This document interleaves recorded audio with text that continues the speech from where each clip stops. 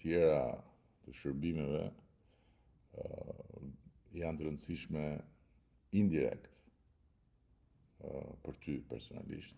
Pasaporta europiane është direkt e rëndësishme, sepse me hyrjen e Shqipërisë në Bashkimin Evropian, marrja e pasaportës direkt i shkon si një përfitimi drejt për drejt çdo shqiptari. Dhe marrja e pasaportës europiane duhet të gjithë ta kenë mirë parasysh, është shumë më tepër se sa lëvizje e lirë. Sot ne kemi pasaportë që na jep mundësinë të lëvizim, por nuk na jep mundësinë të ndalojmë. Pra, që kur hymë në një kufi të Bashkimit Evropian, zbresim në një aeroport, na fusin në një radhë tjetër. Apo jo. Pra, jemi në avion me italian dhe zbresim në aeroport, italianët avullojnë me herë, ne jemi radhë. Dalim përpara një polici atje që shef pasaportën edhe fillon pyetjet. Ku po shkon? Kush të ka ftuar? A ke lek me vete? Sa do rish? Kur do ikësh? Pa hyrë akoma, kur do ikësh? Dhe ata që duan të rinë, jo bëjnë kërkesë për azil, jo shkojnë në qifen dhe bëjnë punë të zezë, pra shkurt fjala qytetar të dorës dytë. Ndërkohë që pasaporta europiane na bën qytetar dorës parë. Si na bën qytetar dorës parë? Sepse nuk ka më kufi për ne. Nuk hymë më në radhë për të shkuar te ai polici. Nuk na pyet më njeri sa do rrim, as kur futemi brenda. Mund të rrim sa të duam. Mund të kërkojmë punë ku të duam. Nëse kemi larg qoftë një nevojë për një shërbim shëndetësor, e marrim njësoj si ata që janë shtetas të atij vendi. Rimbursohemi njësoj si ata. Nëse jemi student europian, nuk jemi student të huaj në Bashkimin Evropian siç jemi sot. Që do të thotë, nuk kemi tarifa ekstra, nuk kemi kuota të veçanta e kështu me radhë. Pra, pasaporta e BE-s na jep mundësinë që Shqipëria të bëhet sa Bashkimi Evropian dhe Bashkimi Evropian të bëhet sa Shqipëria faktikisht. Është e gjitha një Shqipëri e madhe. E gjitha një Shqipëri e madhe që ne lëvizim dhe jemi në Francë si francezët, Gjermani si gjermanët, siç janë ata ku shkojnë te njëri tjetri. Nuk i pyet njeri nëse kanë pasaportën e Bashkimit Evropian, nëse kanë një gjë për të ofruar, nuk i pyet njeri. Është dinjiteti, me dinjitet të barabartë, të respektuar, nuk na shef më njeri nga poshtë lart, nuk na trajtojnë mos jam shqiptar. E kuptove Roni? Dhe pasaportën mund ta marrim nëse bëhemi bashkë në 11 maj, sepse nëse bëhemi bashkë në 11 maj dhe marrim bashkë një mandat të fuqishëm për të përmbyllur negociatat, pa humbur asnjë minutë kohë, pa asnjë luhatje, pa asnjë diskutim të brendshëm këtu e lagu, jo fitoj ky për shiko se duhet dhe ai, dhe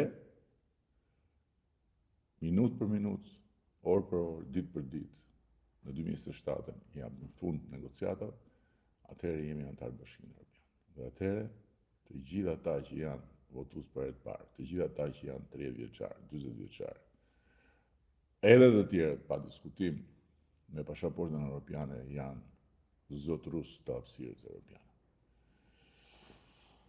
Ja dhe Albani, ju jeni ose të paaftë për të bërë politikë, po mi më dakord direkt, ose nuk doni. Po çfarë nuk duam, pse nuk duam? Por me shumë gjatë është kjo e fundit, domethënë nuk duam. Sepse BE-ja ka rregullat të tjera, jo si ato rregulla që luan ti. Ti ke 4 mandate në pushtet, akoma s'janë 4, janë 3 në fakt. i katërti do jetë në 4 vitet e ardhshme, sa kohë do duhet më. Përfundimisht nuk mashtrimet e radhës janë dhe oratori boshe, asgjë nuk e për të fituar këtëherë. Tani shiko, s'pari njëherë më shumë se sa një fitore për mua personalisht, që unë në fund të ditës fitoret e mia po që puna për t'i provuar vetes diçka i kam bërë dhe i kam te kaluar, me thënë të drejtën, më shumë se sa një fitore për Partinë Socialiste, partinë time, që kam privilegjin dhe nderin të udhëheq, më shumë se sa një fitore për një palë, kjo është një fitore për të gjithë dhe është një fitore për ty, personalisht, hyrja në Bashkimin Evropian. Tani, ti më thua mua që kohë e gjatë, e diti kur i ka filluar negociatat Marlizi Alban? Në vitin 2012. E di kur i kemi filluar ne? Vjet. E di kur i ka filluar negociatat Serbia? Në vitin 2014.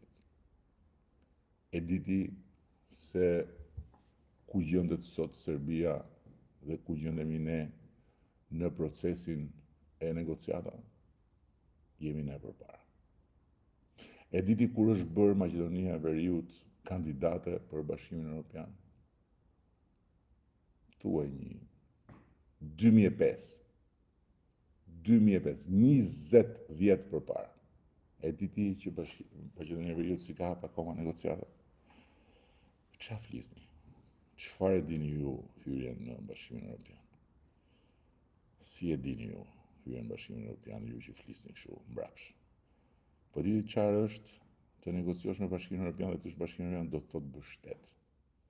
Do të thotë kesh institucione të besueshme, do të thotë kesh disa standarde bazë, siç janë Bashkimi Evropian. Dhe ne po e bëjmë këtë, do t'i s'do t'i, dhe duan s'duan, disa që kur s'kan për të dashur dhe kur mos dashin, ne po bëjmë shtet. Se pikërisht negociatat dhe hyrja në Bashkimin Evropian janë testi dhe janë provimi i shtetit. Pra, ky shtet, ne jemi 27 shtete anëtare të Bashkimit Evropian.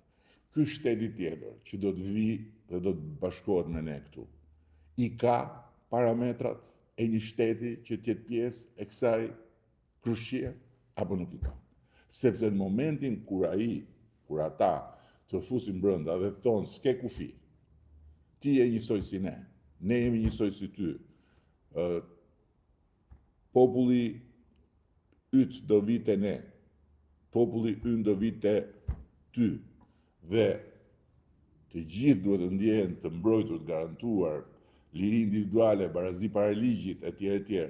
Si thua ti? Si thua ti? Janë lojra këto. Çfarë janë këto muhabete? Jo doni, jo s'doni, jeni të paftë. Shiko këtu. Jo që nuk jemi të paftë, po përkundrazi. O e fus unë dhe Partia Socialiste Shqipërinë në Bashkimin Evropian dhe e bëjmë tani me mandatin e 4, o kjo punë mund mos bëhet për kush e di sa vjet tjera, dëgjohet me vëmendje, sepse këtu ishte Shqipëria, aty ishte Bashkimi Evropian.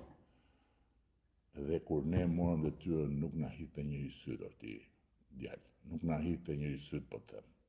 Shiko vetëm turizmin, se janë ca që thonë, më mirë se e solli koha, janë bukuritë e natyrës, po pse bukuritë e natyrës nuk ishin aty? Po pse deti Adriatik, deti jon, nuk ishte aty? Po lumi i Vjosës nuk ishte aty? Po Ksamili nuk ishte aty? Po malet që janë mbushur me turistë sot nuk ishin aty? Thethi nuk ishte aty? Këtu ishin gjitha bukuritë e natyrës. Po qytetet, Gjirokastra, a ishte aty apo s'ishte aty? Apo e solla unë kur mora mandatin e parë? Berati ishte apo s'ishte aty? Korça ishte apo s'ishte aty? Tirana ishte apo s'ishte aty? E si ka mundësi tashti që të gjitha këto u kthyen në destinacione turistike?